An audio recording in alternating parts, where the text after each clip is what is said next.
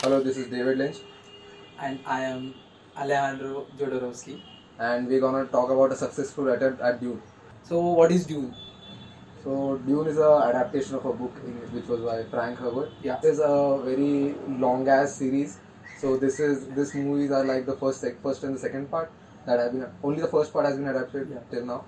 So it's a very vast world, and it's considered to be the greatest sci-fi book of all time. Yeah. I don't know about. I haven't read it. Yeah, it is a very high fantasy book. The whole premise is that this is a far world, right? Like This happens in the far future. yeah, very far future, and there's a spice called spice. Just spice, yeah, just spice. Yeah. Just spice. The cultivation of it and the production of it and the smuggling of that, and how a guy named Paul become like A messiah for the people living on the Dune world. Yeah, an So- outsider becoming a messiah for the people inhabiting the planet. Yeah. So Something that's like the that. story, and I think we have butchered it quite a lot. But yeah, we'll talk about it. Two aspects from Dune 1, which you liked and you did not like. From Dune 1. Yeah.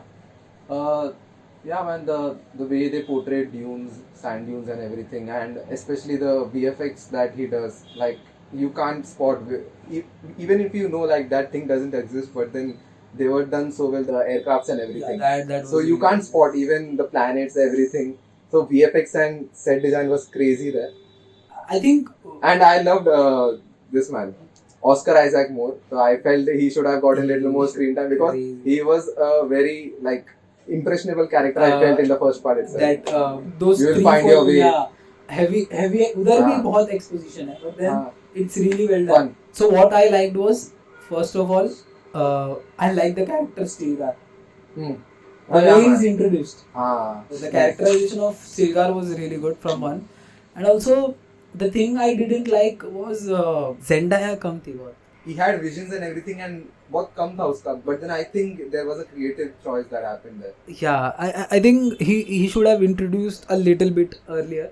Like he should have introduced the Chani character a little bit earlier, so that we as an audience have some anticipation regarding her in the second part. But when it ends, right? Like when Dune 1 ends, I never like I didn't have a thought like, oh, Zendaya. Like I felt Zendaya was a flower pot role. Like नहीं याद आएगा मुझे से. I'm not anticipated that much about Zendaya. I'm more concerned about Paul. But obviously it's Paul's story. But then Zendaya is a important character in part 2, right? Yeah, welcome to Dune 2. While watching Dune 2, right? Like for me, Dune 2 is far better than 1 because like it's really good, well made movie. Okay, so while the story is going on, right? Stilgar, the guy, Fremen Public lead head, so that guy goes on elevating Paul's character. Muad'Dib. Listen, Lisa करके. So whenever he did that thing, right, the elevation part, like telling the people, Fremen people, that he like he's the next Messiah, he's the next coming of God, something like that. Mahdi, yeah. So it reminded me of like the way Rajamouli elevates his character, like the way Stilgar was talking about film, and the way people were hyping him up, and the way his mother, Rebecca Ferguson's character, preaches about him, right? So all of this felt like I'm watching an Indian movie, because that's what usually our Indian mainstream like movies have, right? Be it a Shah Rukh Khan movie or Salman Khan movie, there's a lot of what they call a lore or a legend about the character, right? And yeah, that reminded me of it. So yeah, go on. First of all, Telugu industry bagundali. And the one thing that I really appreciate about Dune is like I haven't written the book already. So the mother character is a very grey character. So she's on a borderline evil at the same time loving mother. So you're not able to understand what the character is she good or not. While watching part 1 as well and while watching part 2 as well, it was kind of hazy to me. Like it was never really addressed. Like वो पूरा part Bene Gesserit का is But quite they're hazy. supposed to be in the shadows, and they are kind of the people that are indirectly controlling the world. Exactly. So when Leah Seydoux character is introduced, that girl with the cap in her teeth, the second Bene Gesserit, which goes to Austin Butler's place. She is also a concubine. So she now has a Harkonnen in her. हाँ तो they are basically collecting Yeah. kids from So every blood. Bene Gesserit. So वो the head Bene Gesserit, The old one. who the asked old him to woman, yeah, she put in says the- right, like we carry on the future, like हाँ. we carry the burden of other houses वगैरह वगैरह. So that's what I'm saying, right? Bene Gesserit का like the motive is never really fleshed out. And नहीं, है ना उनका motive basically fleshed out ये है कि they are trying to influence people who are in part of their houses, like people from different influential families. people Yes, from so those their houses, houses, right? yeah. Government, ये government या some body is there. So उनके है ना houses है ना. तो these house के people को छोड़ के there are people, indigenous people जो planet के रहते हैं. So they want to control those people by bringing in some क्या बोलते हैं successor from these families with their blood because they can control. So they want to give an outsider messiah to everyone, the messiah from their houses. Yeah, but then what's the reason for that? To control people, I guess in general. Okay, we are not sure. Book पढ़ना हाँ, पड़ेगा इसके नहीं लिए. पता नहीं पता. We are not really. Clearly पता. मेरे को मत पकड़ो. Even Chani, you kind of like see while before the third act, we kind of feel like she's stupid rebellious, like she's being rebellious for the sake of being I rebellious, feel that. or like I felt यार क्यों कर रहे हो? Like why? Like at least think about your people. I felt that was selfish character था. Then towards the end we kind of empathize with her, right? Like in the first part only we understood like the people have gone through a lot because of the previous Harkonnen's rules. So that's why she's very empathetic towards the people. So that's why she's fighting the rebellion and everything. She lays her life in for the people. So she had that in her blood, and that's why she is kind of a unidimensional character. You bi-dimensional, I would say. Two-dimensional character. Yeah. Two-dimensional character, saying that one she is the love interest and the other thing is she has to serve the army. So that was going on. That was clear from the start to end. And I guess her being the romantic interest would change in the second part, but then the love for her country is always there. So that I didn't doubt anymore. That romantic interest part I have to like that scene The towards ending? the end. Yeah. The and the close shot of Actually- Zendaya really worked, I think, because I wasn't expecting to like Demi to do that, because usually what people do for reaction shots is like they'll do the over the shoulder part or like or will cut to that part, right? But then when the dialogue is playing, like the guy asks for her hand, Zendaya's face is shown, right? And that really worked. That shot was really. I felt the scene should have been treated a little more emphasis should have been given to the part Yeah, that where will something come. wrong was going on. Yeah, that will come to Ah. later. But then we are talking about the good aspects of Dune 2 right now. So I think music was impeccable. Like it's. I'm just waiting for the OST to drop. There were a few back shots of Paul that were really great in part 2. The goosebump scenes. Oh, we are going to talk about that. Yeah, that is one of the good aspects that I can remember really well. The one is where he calls the grandfather home, and the second one, Shiloh. the second one is when he calls the war upon the The Emperor. emperor. Yeah, those were really great, and I guess what the theme music at the woman screams in the back. So that is there. from the Bro, first part only. that also reminded me quite bit of Indian because है वैसा Salar में भी like when you see the women crying like war cries, like kind of similar है वैसा लगा था. But then yeah, there are many aspects you can like parallelly बता सकता है, but then that's a different story. The way Austin's character is treated. So at that part, even though the characterization is not good, the DOP is like done a really crazy job. What's the word called? Something. Gedi. Some Gedi Prime. Prime. Bro, the shots like, oof.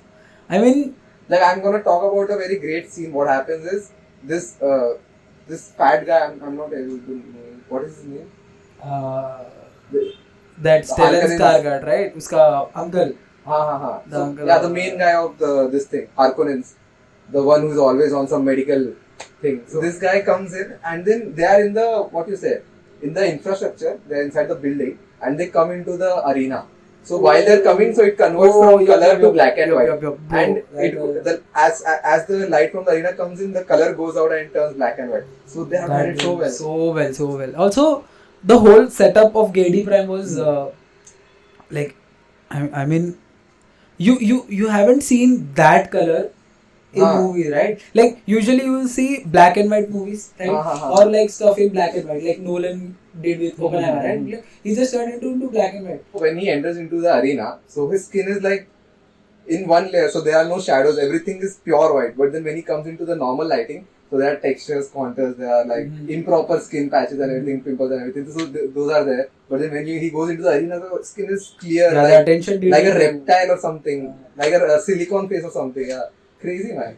That looks crazy because of the black eyes and black teeth, and then Yeah, the whole Gedi Prime episode is really. I mean, it's something new. so that's what Technically happens is advanced. they oversell the character, and the character is reduced to just slicing of people's throat that are nearby and feeding it to his stooges. Are we Yeah. talking about Dune 2 or Animal? Jamal Kudu plays in the background. Yeah, but yeah, that thing irked me as well, right? मैंने बोला था ना कि like Austin Butler का character, he just comes in, we don't know his motive, like we know his motive, he just wants to slash people, but then it's not set up well. We are told that he's sexually deprived and like and he's a psychopath, sociopath kind of. But No, then that not aspect deprived, is but never. then- not deprived, but then it is shown that he has problems when he faces sexual urges. Yeah. Something So He's weak there. yeah, but then that is not fleshed out, right? Like Uh-huh. the part that the part where like we are told that he's a psychopath or sociopath. But then there was this very interesting dimension of the character wherein whenever he fights a person and when the person opposite to him gives a good fight, so he appreciates that. Appreciates, yeah. Calls him like, you gave me a good fight, Atreides. So that was a dimension like he's a man of honor when it comes to fight. But even that kind of had a dimension, but then wasn't properly explored. Also, we are never shown that he is capable of fighting big people, like very big people, because the only people he fights with are like the drug people. Yeah, They're sedated and drugs. stuff. Yeah, they're sedated. So I'm thinking here, like, why are we so why are we talking about him? Because we haven't seen him fighting strong people or someone like his uncle or like even with his cousin, right? The Batista. So that got me thinking. He kicks him and then. Yeah, but asks him to then kick his face. we are never shown that Batista is also a strong character. We are told, or we are he runs away, man. we presume that he's a strong character because he's built like that. Yep. It's never shown. So like these are the small things that which could have been worked on. I'm gonna talk about the scene where the emperor kneels down.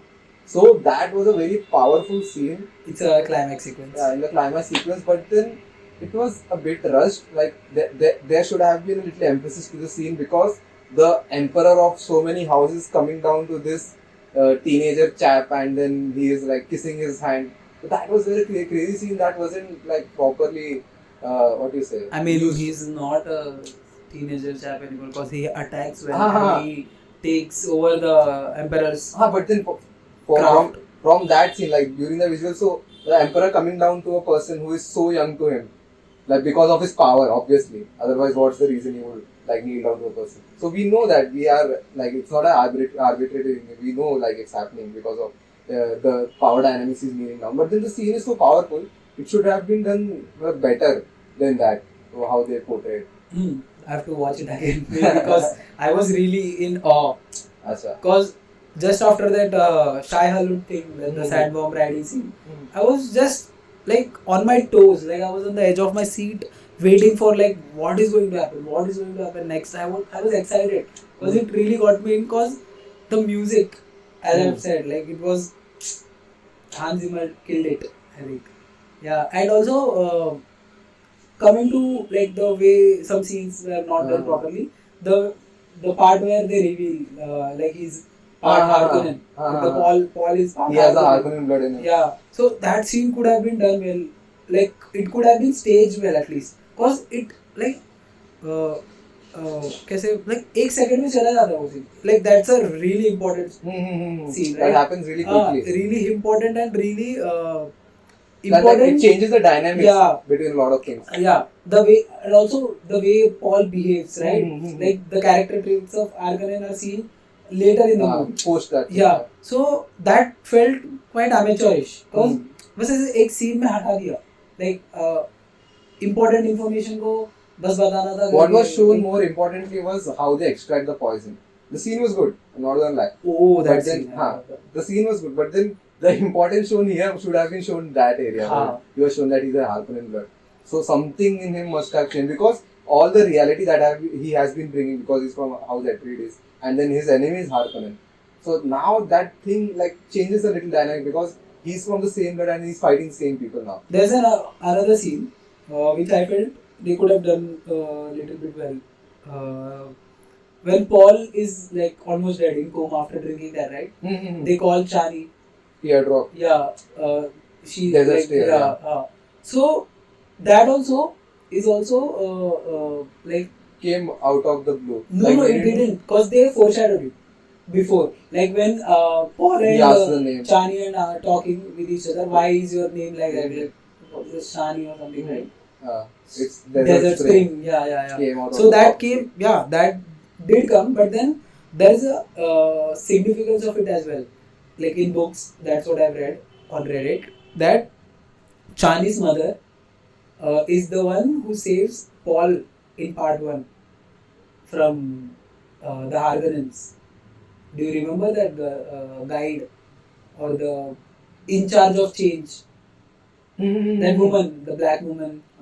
We are never told or shown that she is Chani's mother, but in books she is Chani's mother. Okay. So I think that could have like they could have like talked about her mother as well, or like thoda significance हो जाता उसका, like the desert spring वाला thing, because that also felt like both यार मतलब थोड़ा interesting था जिसको ऐसे जल्दी yeah exactly they could have like talked about her as well, but it was all from like Chani's perspective, right? Look it from a macro point of view, it's Chani's perspective, like Chani's POV kind of, because the whole film Chani's is important. Chani or Chinese people are really important.